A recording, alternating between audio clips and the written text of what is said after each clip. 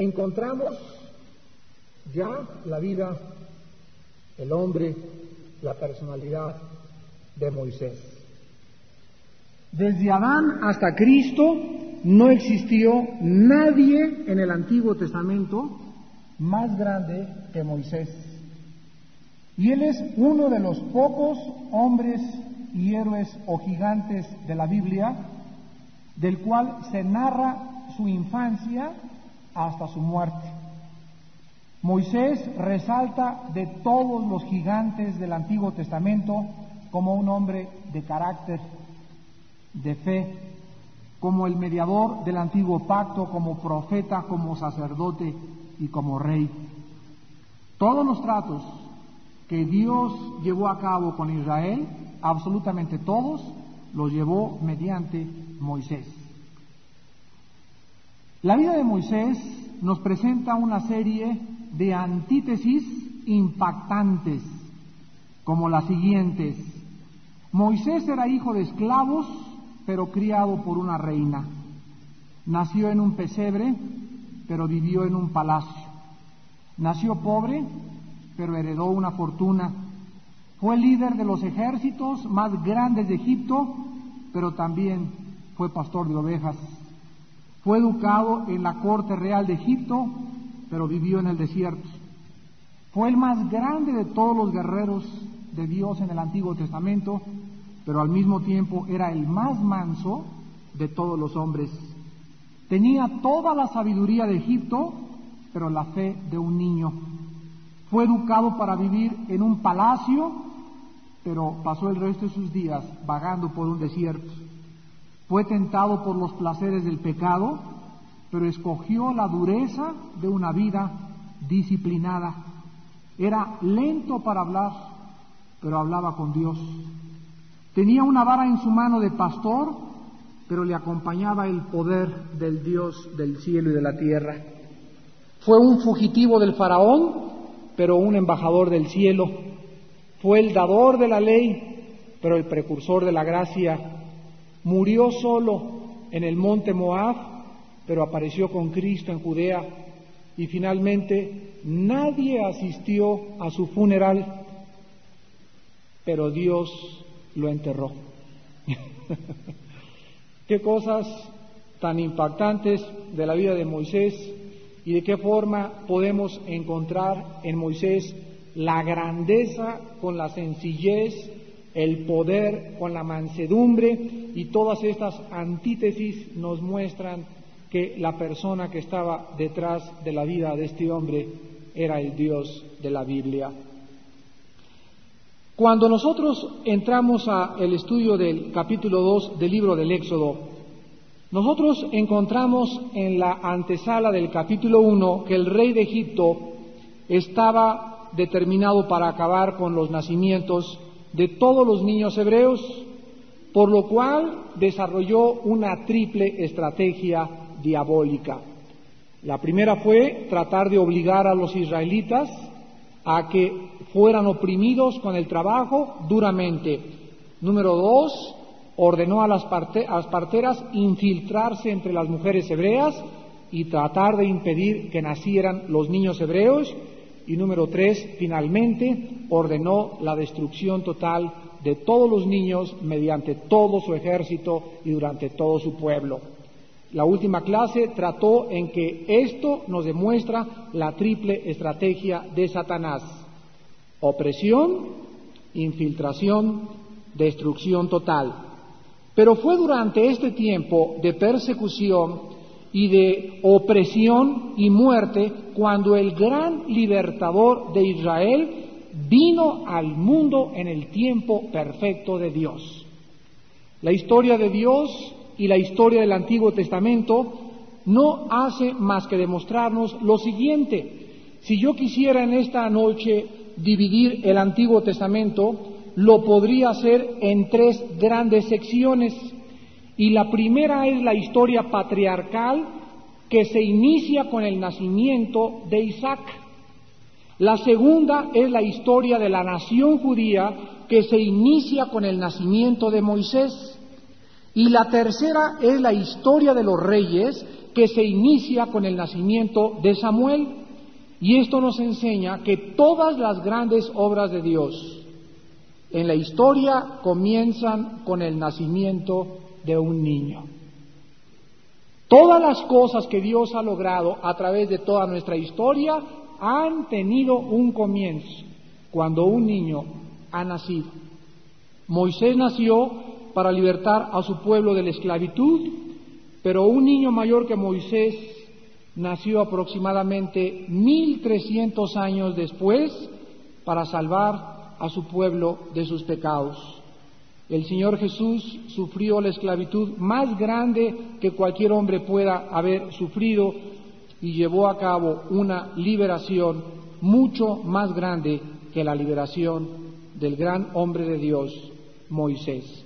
Vamos a analizar en esta noche, para comenzar, el nacimiento de Moisés en los primeros 10 versículos del libro del Éxodo, capítulo 2. Un varón de la familia de Leví fue y tomó por mujer a una hija de Leví, la que concibió y dio a luz un hijo, y viéndole que era hermoso, le tuvo escondido 3 meses. Pero no pudiendo ocultarle más tiempo, tomó una arquilla de juncos y la calafateó con asfalto y brea, y colocó en ella al niño y lo puso en un carrizal a la orilla del río.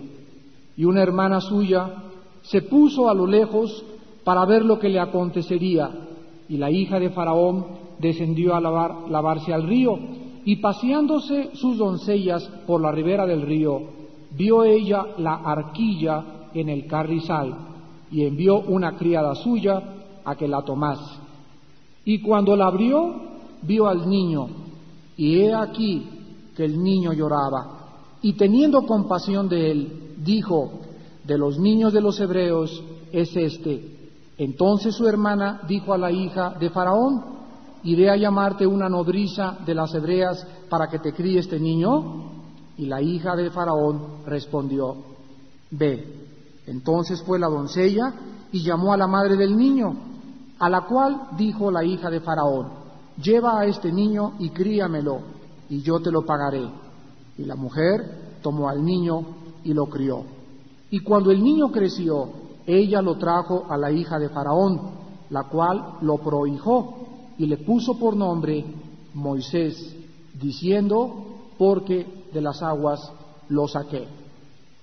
Lo primero que vamos a observar en esta noche respecto al nacimiento de Moisés es sus padres.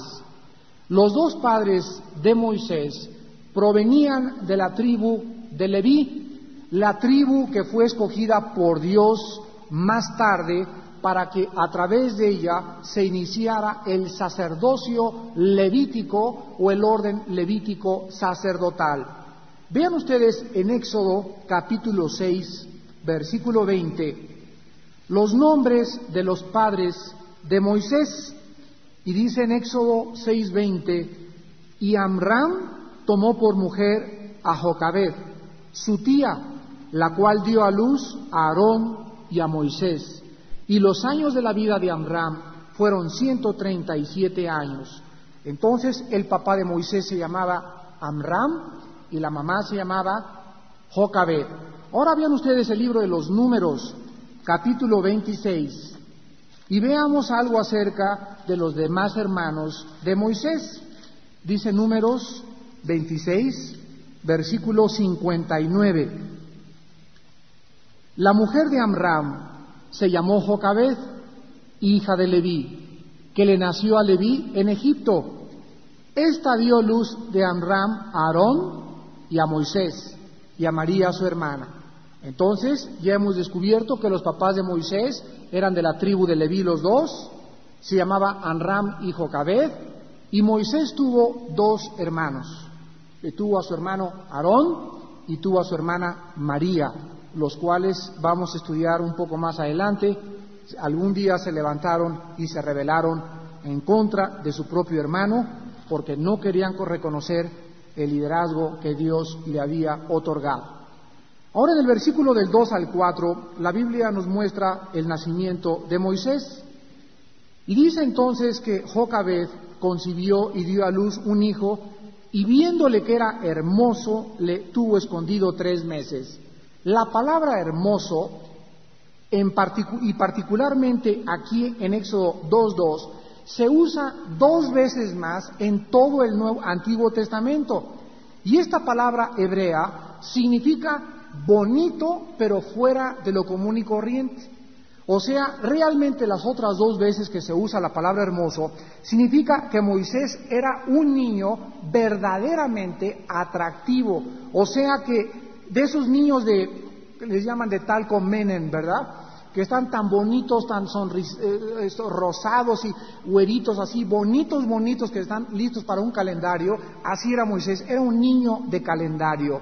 Lo que nos habla que Moisés era un hombre muy bien parecido cuando él creció, fue atraído inmediatamente desde que era niño, y Dios lo hizo tan bonito desde que nació para darle gracia precisamente por la hija de Faraón, porque cuando el arca estaba siendo deslizada por el río Nilo, y cuando la muchacha hija Temertetis, así se llamaba la hija del Faraón, Temertetis, vio el arquilla y mandó a una criada a que la viera, al acercarse a ver al niño, lo vio tan bonito, así tan fuera de serie, que dijo: este niño yo quiero tenerlo para mi propia cobija, yo quiero alimentarlo y quiero educarlo aquí en la corte del Faraón. Ella sabía que era un niño hebreo, porque conocía el dictamen de su padre el Faraón, pero vuelvo a repetir, estaba tan bonito Moisés de niño, que esta mujer es atraída por la belleza física del niño y se conmueve su corazón, sus sentimientos, sus emociones.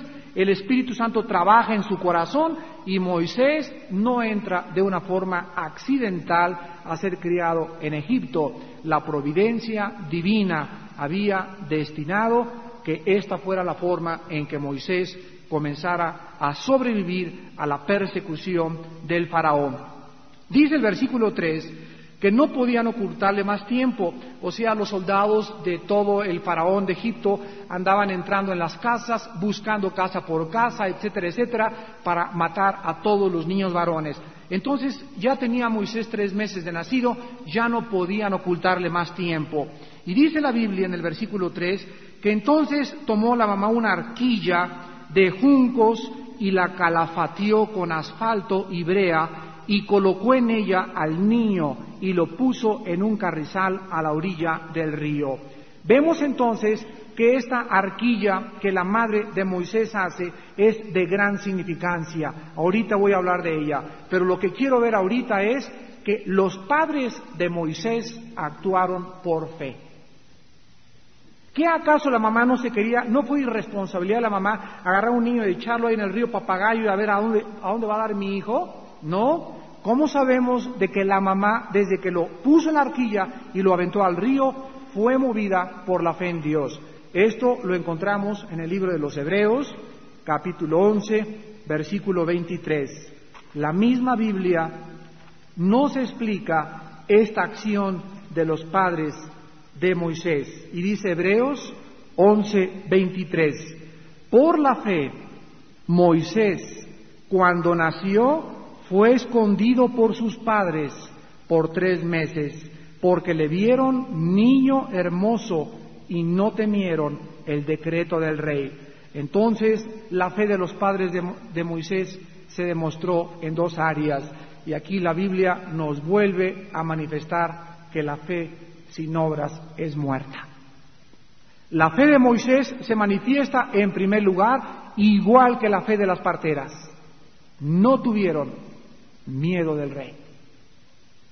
No tuvieron miedo de las amenazas, no tuvieron miedo de la persecución, no tuvieron miedo de nada que pudiera hacerles creer que Dios era más grande que ese miedo que el Faraón imponía a la gente. Y déjenme decirles que si la gente del Faraón hubiera encontrado al niño con su madre, matan a la madre y matan al niño, porque había salido un decreto por toda la tierra de Egipto que cualquiera que viera un niño, ya lo vimos en el capítulo 1, tenían órdenes del Faraón de asesinar a los niños. Entonces los padres de Moisés manifestaron un espíritu de valor, no un espíritu de cobardía ni de temor.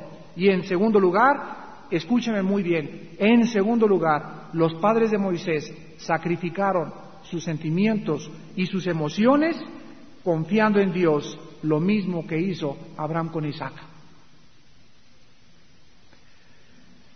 Yo recuerdo cuando comencé a leer ese pasaje que dice en el Nuevo Testamento, amarás a Dios con todo tu corazón, con toda tu alma y con todas tus fuerzas, y dice todo mi corazón, no con la mitad de mi corazón, ni con el 90% de mi corazón, ni con el 99.9% de mi corazón, dice con todo tu corazón y con todas tus fuerzas, y no tendrás dioses ajenos delante de mí. La única forma en que un ser humano pueda amar a Dios con todo su corazón y con toda su alma es cuando mis sentimientos y mis emociones son totalmente hacia Él, y cuando algún ser querido aquí abajo en la tierra no ocupa el lugar de Dios en mi corazón. ¿Cuál fue la última prueba de Abraham? Sacrifica a tu hijo.